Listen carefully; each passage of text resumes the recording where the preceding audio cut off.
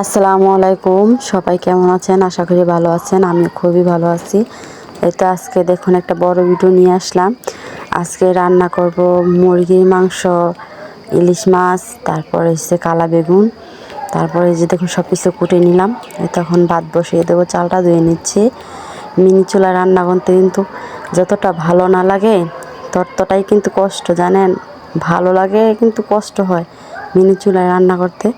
এই দিক দিয়ে পড়ে যায়, ওদিক দিয়ে কাইত হয়ে যায়, এই আছে। এই তো মাছের মধ্যে এখন হলুদ মেখে নিচ্ছি।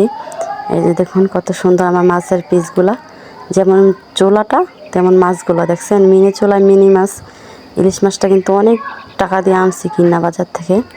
এই যে দেখুন মাছের হলুদ মাখার পর কালারটা কত সুন্দর হয়েছে। ওদিক দিয়ে ভাত বসাইছি, ভাতটাকে ডেকে দিলাম। এই যে বললাম না পড়ে যায়, এই যে দেখুন আমার মাছগুলো পড়ে গেল। এই তখন মাছটিকে ভেজে দিচ্ছি। অনেকগুলো তেল আমার পড়ে গেল কিন্তু কড়াইয়ের থেকে। এই যে মাছ কড়াইতে দিয়ে নিলাম। এই যে দেখুন মাছগুলো কিন্তু ভাজা হচ্ছে। তো ভাতের পানি বলক এসে পড়লো, তার জন্য চালগুলো দিয়ে দিচ্ছি। এই যে দেখুন চালগুলো দিয়ে দিচ্ছি। চাল কিন্তু দেখলেন তো দিয়ে রাখলাম। এই যে দেখুন চুলা জাল কিন্তু জ্বলতেছে সুন্দর করেই, কিন্তু নতুন চুলা তো ভালো করে শুকায় নাই চুলাটা এখনও। এই তো দেখুন তো একটু আগুন জ্বলতেছে, অনেক কষ্ট হচ্ছে রান্না করতে, দমা হচ্ছে। আজকে রান্না করলে ঠিক হয়ে যাবে, আর কষ্ট হবে না রান্না করতে।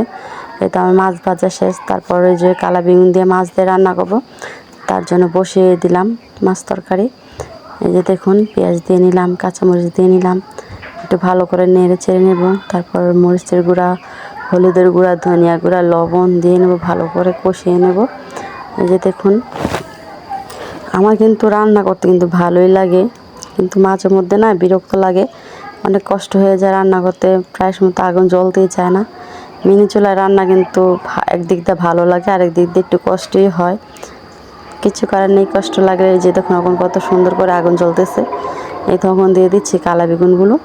আমি আরেকটা রান্নাঘর বানাইছি ওদিকে, এটা আমার আগের রান্নাঘর।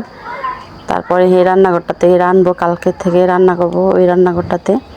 এটা একটু লেপে পুছে নিই, একটু ডক করে নিই, তারপরে ওই রান্নাঘরে রান্না করব। এই যে দেখুন আমার তরকারি কিন্তু প্রায় হয়ে গেছে। ওই যে বললাম না আগুন নিভে যায়, ওই দুই চুলার মধ্যে না অনেক কষ্ট হচ্ছিল রান্না করতে। নতুন চুলা তো, তার জন্য এই জন্য আমার এক চুলাই নিয়ে আসলাম। কালকে আবার রান্না করব, ওইটা কিন্তু শুকিয়ে গেছে, যাই একটু আগুন জ্বলছিল, কষ্ট হয় দেখে এই চুলায় নিয়ে আসলাম। এই তো দেখুন প্রায় আমার মাছ তরকারি হয়েই গেছে। এই যে দেখুন অনেক কষ্ট হইতেছে কিন্তু রান্না করতে ওই চুলাতে, তার জন্য ওই চুলাতে নিয়ে আসলাম। এই দেখুন এই তো আমার মাছ রান্না শেষ, এখন মুরগি রান্না করব। এই তো কড়াইয়ের মধ্যে তেল দিয়ে দিলাম, তারপর দিয়ে দিলাম পেঁয়াজ, আদা, রসুন, জিরা বাটা। এই যে এখানে সব কিছু বাটাই ছিল, দিয়ে দিচ্ছি, ভালো করে কষিয়ে নেব। পানি দিয়ে দিলাম, এখন হলুদ, মরিচ, লবণ গুঁড়া সব কিছু দিয়ে নেব। এই যে দেখুন এটা কিন্তু আমার দেশি মুরগি রান্না করতেছি, আমার ঘরের পালা মুরগি দেশি। এই যে দেখুন মাশাআল্লাহ কত সুন্দর রান্না হয়ে যাচ্ছে। এই দেখুন কালারটা কত সুন্দর হয়েছে মাশাআল্লাহ।